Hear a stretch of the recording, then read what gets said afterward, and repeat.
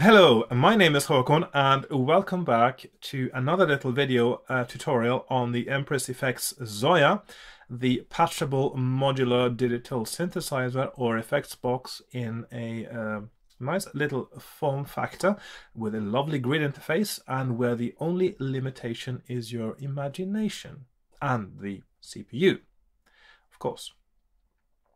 Today I will show you how to make a switch with comparators and only comparators. And before I do that, I am sure some of you will be thinking right away, why would I want to make my own switch with comparators when there is a perfectly serviceable way to create switches with switch modules in the Zoia itself? Well, I'll tell you a few good reasons. First of all, you can have as many channels as you like. There is a comparator uses very little processing power, and I'm not sure what the maximum would be, but you can definitely have way more than the 16 that is the limit for a normal switch. Indeed, you could probably have hundreds, I'm sure, but of course there are ways to bypass the limitation of 16 steps for a switch normally, but that also requires a bit of programming. So it may even be easier to create a switch based on comparators alone if you need more than 16 steps. That's one thing. Another thing is that the steps can be defined exactly the way you want them. They don't have to be an even division of the number of channels like the normal switches do. You can also change the definition on the fly, and you can change it dynamically with other modules on the Zoia.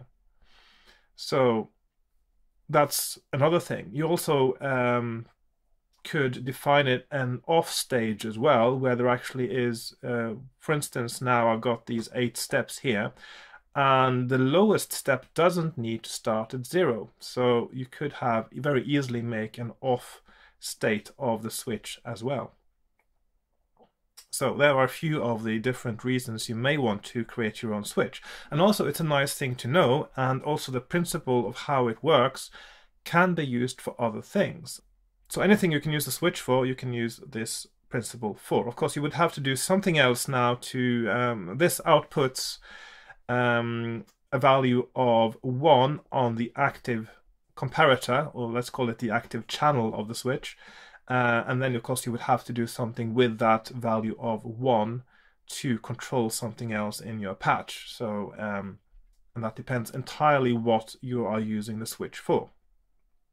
Okay, let's get back to how it works now. So everything now is on one page. It's very easy because the actual switching mechanism itself only uses comparators and nothing else.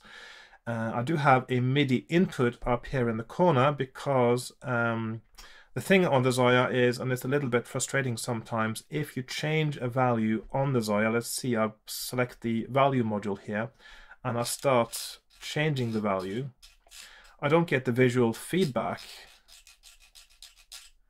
on my screen now, showing what happens when I change the value. So that's one thing. So therefore, I want to control the value module now from the MIDI controller so that I can see, you get the visual feedback of what's going on here. So you can see now it is selecting different of the comparators get an active output. And down here is a set of 8 comparators. It could be absolutely any number. It could be 1, 2, 100, whatever you like. The principle is exactly the same. So this is quite an easy patch to make. The way a comparator works is it has 2 inputs, a positive input and a negative input. And the idea is that whenever the positive input is equal to or greater than the negative input, then the comparator will output a value of 1. So that's quite an easy principle.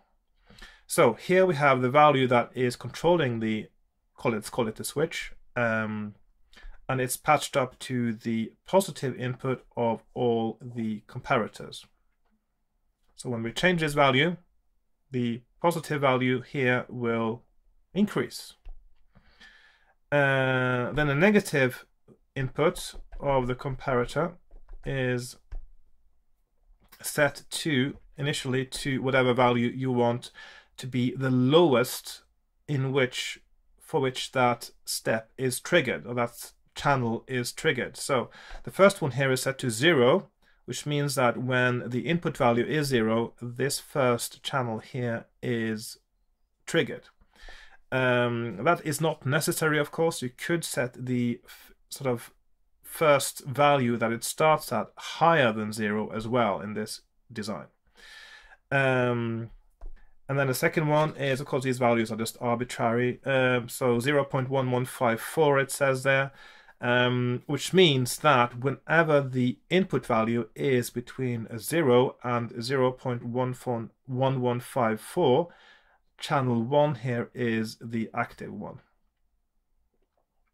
And when it is between 0.1154, and let's look at the next one, 0.2325, it is channel 2 that is the active one. But how do we do that? Because you would think that the first step would still be active once you get past the negative input. But there's a very easy way to make sure that only one of these is active at a time, and that is by using the output to dynamically adjust the negative input of other switches. So for instance, when the second channel is activated, we want the first channel to be switched off. And we can do that by taking the output of the comparator, which now has been triggered and goes to 1, and patch it up to the negative input of the first channel. So until the input is 0.1154, this outputs 0, and so nothing changes in the first comparator. But once it gets past 1154, which for some reason is a very hard number for me to say today, I don't know why, then of course this gets a value of 1 and gets sent there, and 1 being higher than the positive input will create an output here of 0. So, and for this third channel, we have to make sure that both of these channels don't create an output, and so this is patched up to both of these negative inputs and so forth. So we see the next channel is connected to all of these negative inputs, etc. So the last one here is connected to all the negative inputs of all the other channels. So that's an important thing and quite an easy thing to accomplish. Now, you would think that when you get to a value of 1, that it would trigger these. But internally in the Zoia, when you have an offset here that is higher than 0, so when you have set a value in a module and it gets +1 added to it, it displays as 1 on the display if you select it, but internally it actually is higher than 1. So that actually means that when you get to 1, I'll just show you now, I'll just put it to the maximum, none of these channels are selected even though they now have positive and negative inputs both showing 1, and you would think because they're equal that they would actually trigger, but this value now is technically a little bit more than 1. It just doesn't show.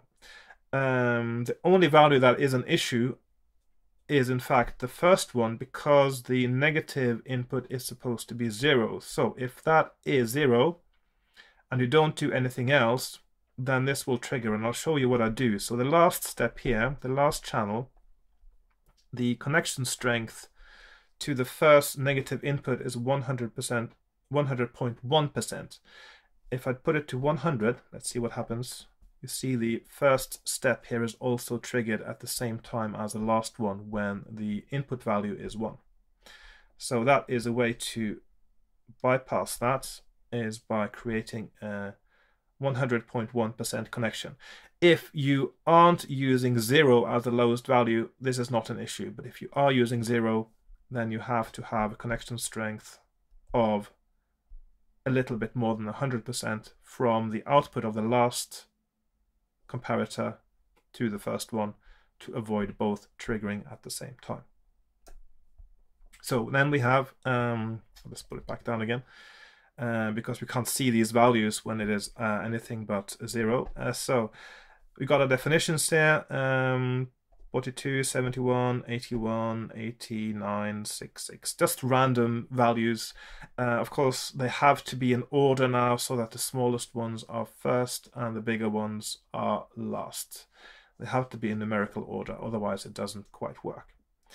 Actually, I haven't tried it with other orders, but that would mess up things a bit, I think, because of the way I adjust the negative inputs.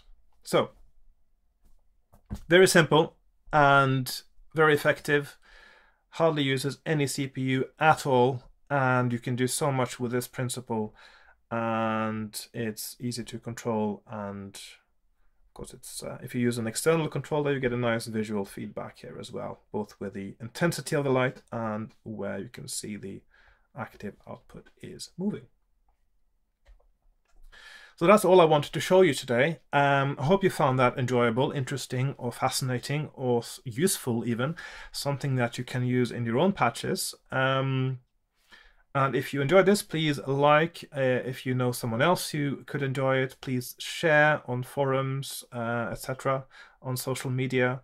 And please subscribe if you haven't done so already and you want to see more videos about the Zoia, or if you want to just remember my channel to have a look at my other videos on the Zoia. And also, please join me on Patreon if you're interested in trying to support my work a little bit, so that I can make more videos like this with tutorials about music production, and especially the Zoia, because, well, certainly that's the one I'm using the most at the moment. I will also make quite a few videos eventually about the Zoia and the MIDI Fighter Twister together, because I think that is a very good combination. So it's very nice to have a MIDI controller that's good to use with the Zoia. So I think that's everything for today. So thank you for watching, and I'll see you next time with more videos about the Zoia or something else. And yeah, goodbye for now. Bye bye.